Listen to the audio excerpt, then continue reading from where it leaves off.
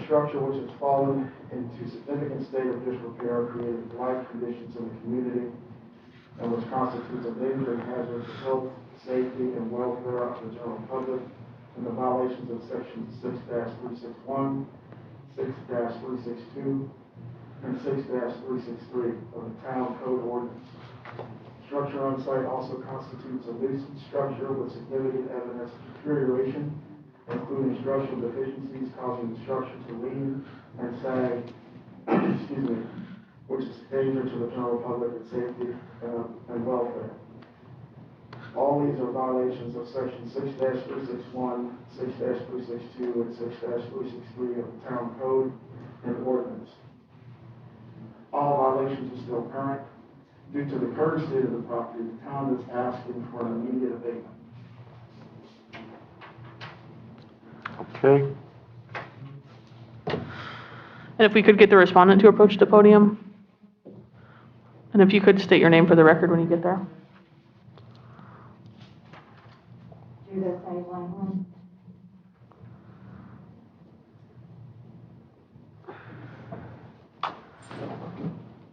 The town's evidentiary case file that we got transferred for the record this morning. I'm going to go through and explain the documents. At the end, I'm going to ask if you have any objections. On the right side is the notice of violation, notice of hearing that you received. The code sections.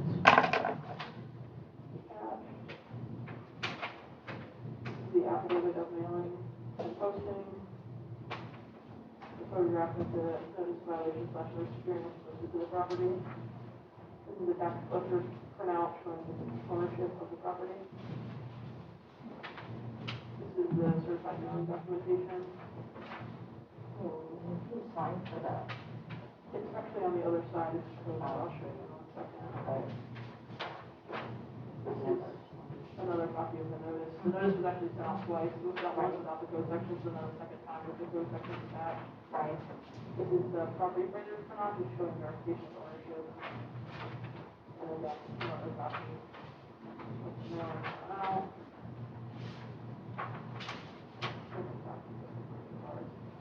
These are photographs. So the way that the post office does it now, because of COVID, you don't actually sign. They sign it, they deliver it, you're out. And the actual requirements on the left side is the property coverage sheet for this morning's hearing. Photographs of the violation. Yes.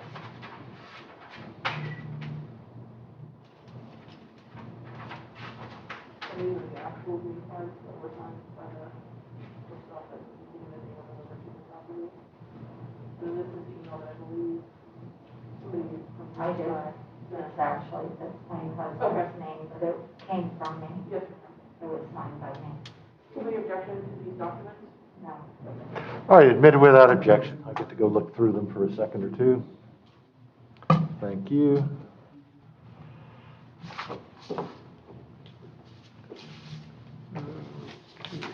And while I'm up, Special Magistrate, I have copies of the code sections that are cited. I'll bring you a copy and give the respondent a copy as well. Okay.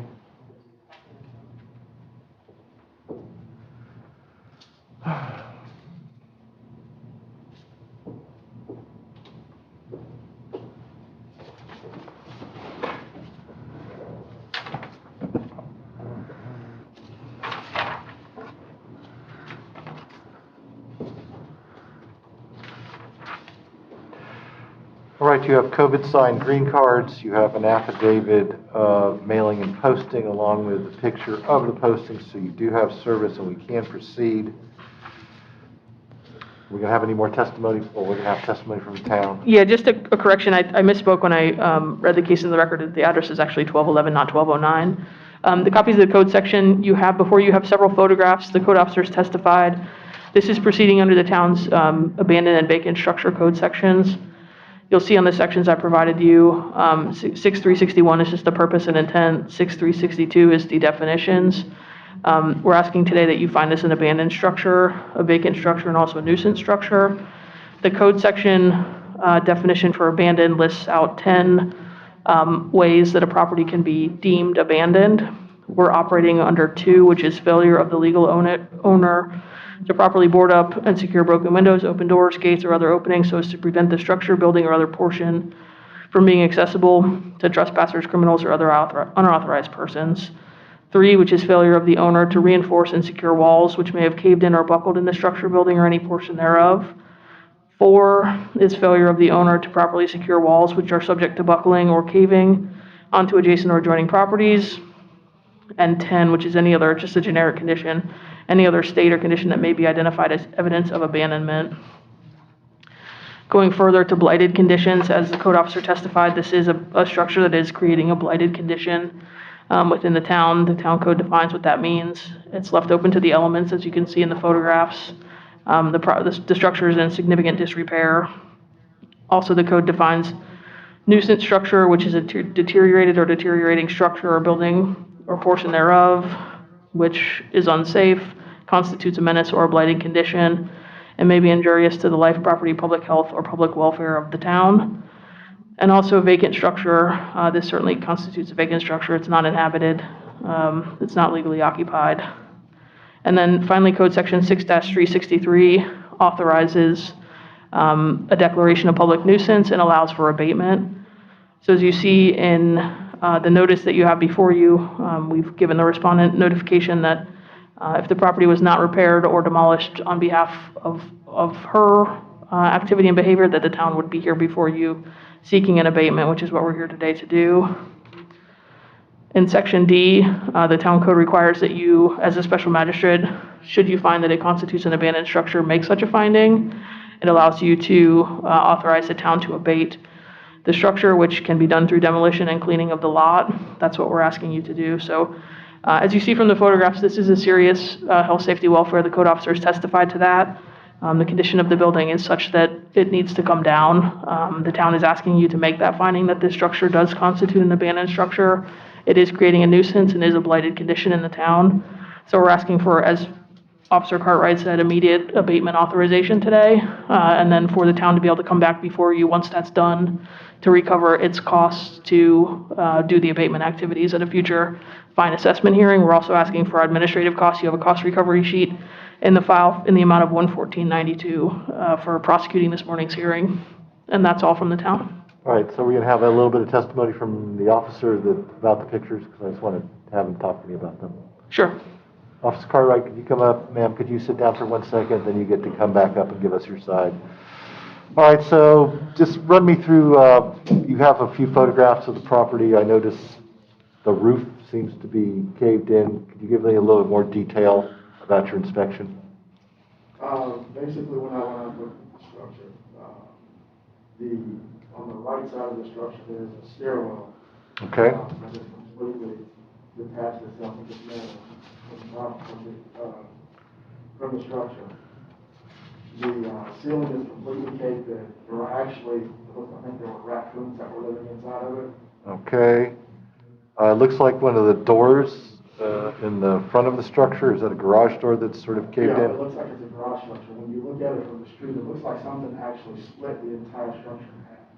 Okay, so you're talking about a split line down the middle from the middle window down to between the garage doors? Yes, is that sir. correct? All right, and since I don't really have any detail of the sides equally is problematic? Yes, sir. That's correct. Okay. Now, this is property next door to the owners? Because it's just listed on mine as, or my agenda as 1211 52nd Street, and the owners are 1209 52nd Street, so that's why I'm asking. They own multiple Right. lots next to each other, yes, sir. Okay, so it's the owners are next door, so it's not really totally absentee. They are sitting there, or capable of There is sitting. no floor on the inside of the unit. It's completely busted out. Okay, you mean floor on the first floor or second floor? Just, The second floor. the second floor is just gone. Completely down. Okay. All right, so more detail for your record. And does the structure appear to be abandoned? Yes. Is the structure vacant? Yes, sir. Does the structure constitute a nuisance under the town code of Mangonia Park? Yes, sir. All right, is there anything else council wants to ask? No, sir. Is there any questions that the respondent has of the code enforcement officer? Because this is your chance to question him. Phil, you can come over here and use this microphone. I don't have any direct questions to him, with the exception of when I got the notice on May 26th, I sent an email. I do have offers for the property. We're trying to sell the property, and as she stated, it's 3 adjacent lots. This structure is on 1 lot. The 1209 is on 2 lots. And I would like, I have offers. I'm having trouble with SPS with the main 1209 to sell all 3 lots. I'm trying to cut through some red tape with them. This lot actually was owned by my parents. And I did send, I'm the trustee on this 1211 lot. And when I got the notice on the 26th of May, it said that I had to have permits pulled within 6 days, and that was a weekend. I stated, could I have an extension time? I never heard back from him. I did get hold of Sherry through email as well. She said she would forward the email. I just proceeded trying to sell the lot. I would like to know if it is demolished, what kind of expense are we looking at so that I can proceed with selling out the lots? I do have 2 of the buyers that are willing to demolish it with the buy. I cannot give you a time frame of when the buy would be done. Yes, that's okay. All right, do you have anything else you want to add to your presentation? I would like, kind of some figures, or can I have a 60-day extension to try to put the sale into place?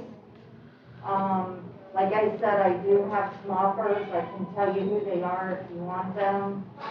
The problem may be that, the city cannot depend on the buyer to go do what they're going to do. I don't know, do you have any demolition estimates? We have not obtained estimates yet. The town manager is here, and I can certainly speak to the fact that I sat in a meeting, I think, over a year ago.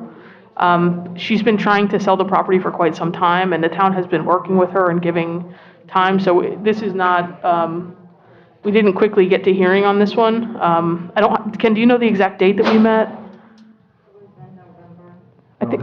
This property actually goes back to 2014, and it's been in front of special magistrate before, but in recent times, it's been at least a year since we've had conversations, and we've been hearing about that it's going to be sold and whatnot, so at least for the last year. But again, this particular property goes back to 2014. All right. There's already been a ruling. And so the town's position is that, we're sensitive to the fact that she's a trustee of the property. She's trying to get rid of it. The town feels that we have worked with her and attempted to work with her the best we can.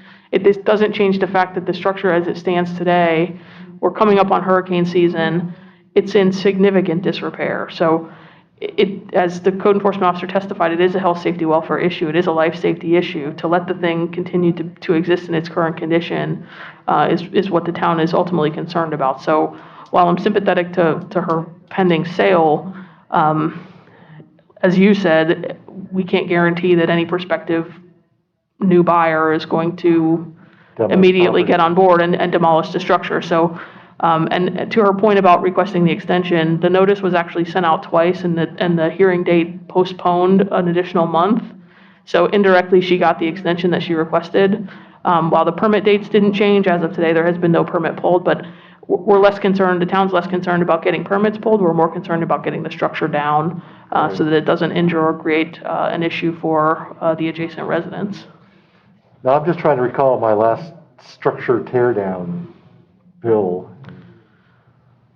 Kind of remember being in the $20,000-$30,000 range. Does that sound? Yeah, I just did one in another town that was, I think it was about 15 and it was a single family. This is a 2-story structure, so it may be more, but I would say between 10 and 25 is probably a reasonable.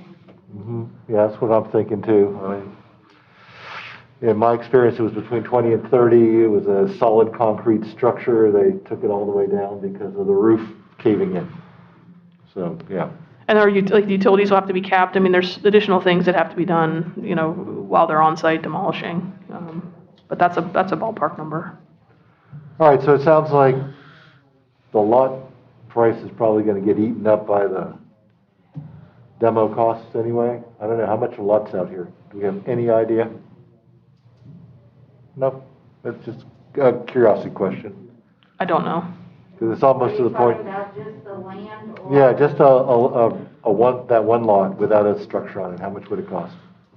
I don't know what just the land is, but lowballing the whole thing last time, and it wasn't a year ago we met, it was in November.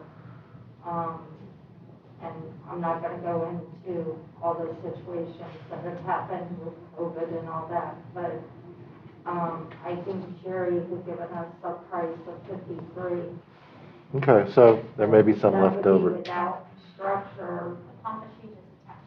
He has it in the case file. There's the property appraiser has their assessment of the, but that's as Sherry says, that's a low number. Yeah, I think Land value is when I 10. heard it, I mean, I have researched it because of getting, like I said, the 3 potential buyers. Yeah. It was like around 50 to 60 for the lot. Okay, well, Now I don't know if that's just land or. I don't think the So, I'm an eminent domain lawyer, so I hire appraisers and I've paid appraisers like $100,000 for an appraisal. An appraiser is going to look at that property, they're going to say the land value is X because of the comparable sales around the property, and the demolition cost is going to have to be deducted from the price because it's a useless structure. I mean, that's basically how they're going to value that. So it would be a negative to the property. right. It has no contributory value. And that's one reason why I'm trying to sell everything together, because the structure and the 2 other lots are right next to it. I understand it's, yeah. Is there any unity of title on any of this, or are they just all separate lots? They're individual lots. Okay, No so unity there's that no I'm aware tie- of. There's No. no tying the 3 together, you can really sever the one and sell the 2 with the house on it without really being affected, other than potential debris falling on it from the actual demolition. Okay, and is this structure, is it in the middle of the lot, is it on the edge of the lot? Do we have any idea? It's to the rear. I can show you a picture if you'd like. Sure. The 1211 is in the middle of the lot, but toward the back. Okay, I'm just trying to make sure it does not encroach upon 1209. No, So- it doesn't. Actually, 1209 sits right in the middle of 2 lots. Okay, I'm just trying to make sure I get a complete picture since this is your one deal here. It's actually closer, 1211 is actually closer to 1213. Okay, got it. All right, this is not a good situation for anyone here. The town, I think, has worked with you at least a little to try to give you extensions. But this structure is just a problem. It is abandoned, it is vacated, and it is a nuisance. And those are findings you can put in an order, because I've reviewed the testimony of the code enforcement officer, looked at the pictures, and it does appear to be both abandoned, vacant, and a nuisance. It's in serious potential of falling down. You know, you may want to try to sell the house separately with those 2 lots, and then try to sell this and try to satisfy the town lien at the same time, or somehow work that out. But I can't really, in good conscience, say, well, here's 60 days, hopefully you sell it, and the buyer will hopefully tear it down, because there's too many hopefullys in this equation. And we have to Like do. I said, the buyers that I contacted, they have agreed to do demolition on it. Right, but they're gonna still, unless they own, a D6 Caterpillar bulldozer, they're gonna hire someone to do it, and it's gonna cost them this to do it anyway, so lot may be more marketable when it's taken down because it won't have the structure on it. But it's still a problem, it's not going away, it doesn't seem to be remedied. You don't have the resources to pay $20,000-$30,000 to tear it down.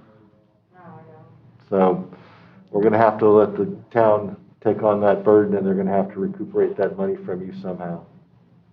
Yeah, the code authorizes, should your order today authorize abatement, that we put a lien on the property. We'll come back to you for a fine assessment hearing once the abatement's complete and get an order assessing fine to capture the town's costs of abatement, and then we'll record that as a lien. Okay. All right, well, based upon the testimony before me today, I find that the property is abandoned, vacant, and a nuisance. It poses a public health safety threat to the community. I can see no rationale to push this out, so I'm willing to sign an abatement order reserving the taxation of costs to the town, along with your $114 and what? 92 cents. Along with $114.92 in cost for today's hearing. They will demo the structure. You can tell the potential buyers that the town will be demolishing the structure. At least from what I understand, the demo companies are happy when the towns do this because they know they're going to get paid. So they might actually give the town a break, who knows, but it will take care of the problem, and then you can try to work on selling it and satisfying the lien out of the proceeds. Okay? Is there anything further for the code enforcement agenda? No, All sir. right. Are we adjourning code? Yes, sir. All right. All right, so code enforcement part of our program is now complete.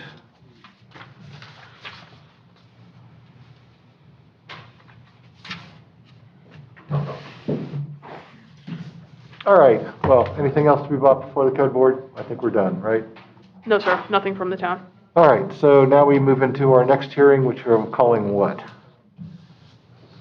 Well, this would be, simply put, the town of Mangoni Park versus David Johnson or utility bill dispute. And is actually a utility bill appeal, I think is described in your code. That's correct. Utility bill appeal.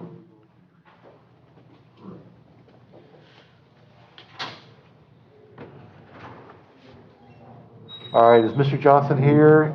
You have been sworn in? No, you haven't. I'm gonna have to swear him in. Yeah. Guys are killing trees on this thing. I have it. All right, sir, could you please state, are we still recording? Yes. Good, okay, I want to make sure we're on the record. All right, sir, could you please state your name and address for the record into the microphone? Name is David Johnson. The residence is 5300 Jeffrey Avenue, Mangoni Park. All right, would you please raise your right hand? Do you swear to tell the truth, the whole truth, and nothing but the truth? I do. Okay, and Mr. Metcalf does as well. Who's going first, since this is an appeal procedurally? Is it him, or is the town going, and is he going to respond? It should be him, I believe. The person I'm just making the saying the town appeal. would probably do a more complete job of introducing everything into evidence, but that's up to you. I'm in new waters here with a utility bill appeal case. Do you have a copy of the documentation? I have a copy of the documentation, I have a copy of invoices and other things, so. Mr. Johnson, do you have a copy of that documentation? No, all I have is a copy of the letter that I sent to Mr. Metcalf. Okay. He has it, he has the letter, this is just code. I just took this out. All right, does he also have a copy of the invoice documents that I was provided, just so he knows and it's going to get all in the record? Because that's where the actual bills were placed upon his. See, what I have is the actual detail for a couple of months there. From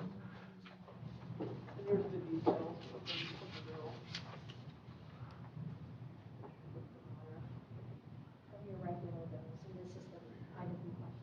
Yeah, so do you have any objection to these documents? Okay.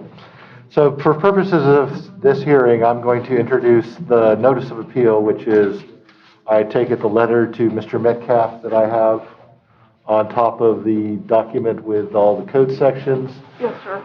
and also the Black Mountain Software Utility Billing System for the town of Mangonia Park with a date range of 1/1/21 to 8/4/21 for the property in question at 5300 Jeffrey Avenue. Is that going to be the extent of our evidence today, other than testimony? That's it. Okay. All right. God, I hate these masks for fogging up my glasses. I wish I had good vision. All right, Mr. Johnson, tell me what we are here for today. Well, on Friday, April the 30th, I had a bad leak in the bathroom on the faucet for the toilet. I was able to shut it off, but it still leaked approximately a gallon every 2 to 3 hours. I called the plumber, who's been doing plumbing for me and air conditioning work. They came, they went out to shut the water off at the house, where it comes into the house. That shut-off valve was frozen. The plumber, who is licensed in the state of Florida, went out to the street, shut the water off at the meter, and when he cut off the pipe in order to replace the shut-off valve, there was still some water coming up. He had to take a line and stick into it and suck it out so that he could clean it out and put a shut-off valve on that line and, well, solder it fast and repair it. When he was all done, he was able to fix the indoor leak with the toilet. He then went back out and turned the water on. When he was done, I called the town to let them know that the water did not shut off completely when he shut it off. They told me that I was not allowed to do that and that they had to have somebody shut it off. I said it was already done and taken care of. I was just letting them know that their shut-off valve at the meter did not function completely. When the water bill came, I had a $30 charge for shutting the water off and turning it back on, and a $100 charge as a service fee. No one from the town came and turned the water on or off. Nobody from the town performed any service.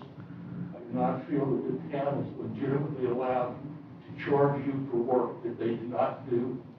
It was done by a licensed plumber. It has been done in the past for years. And I absolutely disagree with this charge. And it's very upsetting that they would try to charge you for work that they did not perform. Okay. All right, so is there anything else you need to add? No. All right, what is the town's response, please? So, Your Honor, first of all, Mr. Johnson is a great citizen of the town. There's no animosity here. He's been a good paying, excellent paying utility customer for many years. So there's no issue with that. I think from the staff's perspective, going back several years, not with Mr. Johnson, but with other customers, we've had issues with people tampering with meters. So the town put in their code sometime back the ability for the town to be able to fine if someone tampered with the meter. Now, I don't believe Mr. Johnson felt like he was doing anything wrong or having his plumber do anything wrong. I think from staff's perspective, though, is the meter tampering as it states, in the code, and also that I don't believe, and Mr. Johnson can correct me, I don't think there was ever a permit pulled before or even after. So those are the two things. And that's basically it. Okay.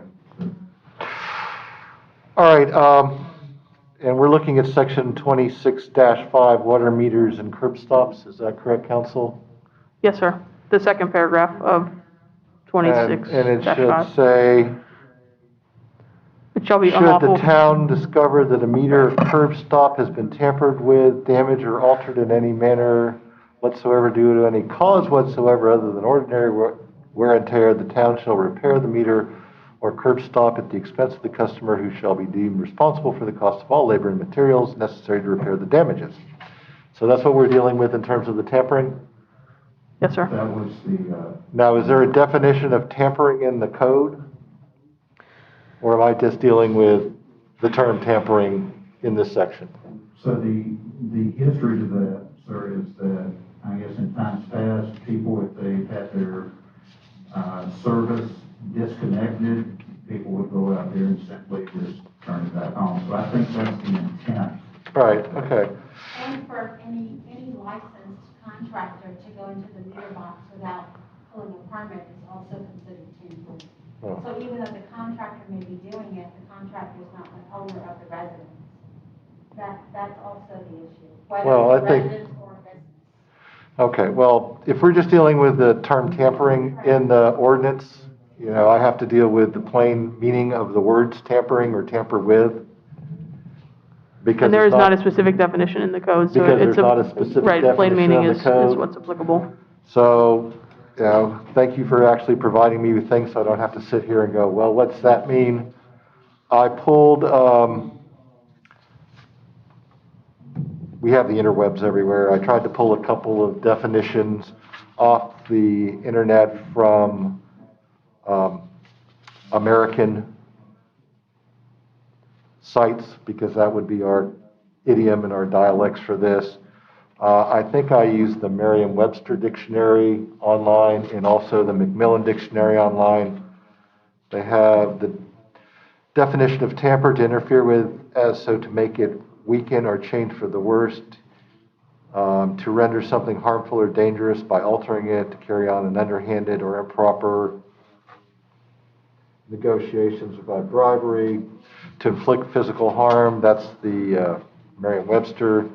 Macmillan says, to tamper with is to touch something that you should not touch and change it in some way, often because you want to spoil it. So I'm modestly old. You know, I understand a lot of things have changed in the world.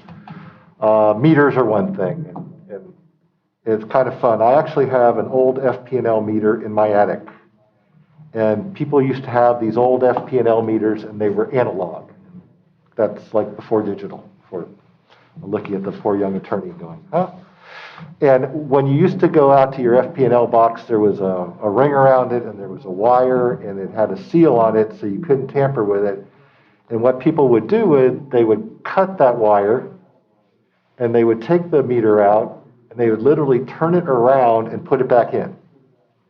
And that way your electrical meter would actually run backwards.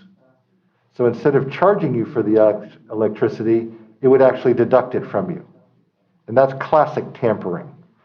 And that's the same thing with a car odometer. In the old days, you had mechanical odometers, and you could take a drill. And if you had the right attachment, you could dial back your odometer and change it. And that's what I consider classic tampering with something. That fits the definition of trying to do it for a bad purpose, or trying to change it, or trying to do something bad with it. I really don't find that here. I found that, you know, he hired a plumber to do a typical repair that I probably would have done myself. And then he ran into a problem because his shutoff valve broke. And it was unable to turn it off at the house, because normally you don't have to turn it off at the meter.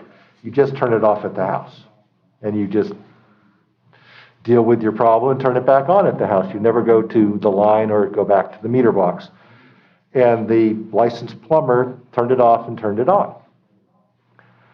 I do find, however, that the $30 turn-on charge would probably have insulated you from any claim that you damaged their water meter, because that's at least something I can hang my hat on for the utility department is, we don't want unauthorized or incompetent people out there turning on and turning off the water box.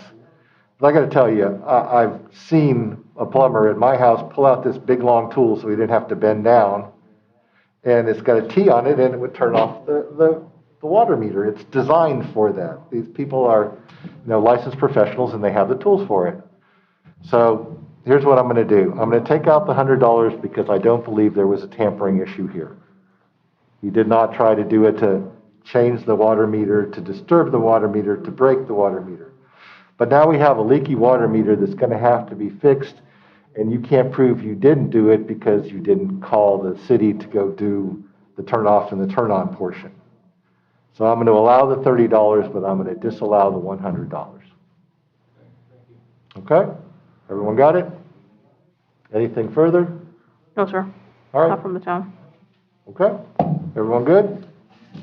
Anything further to be brought before the brand-new Utility Bill Appeals Board? No, sir.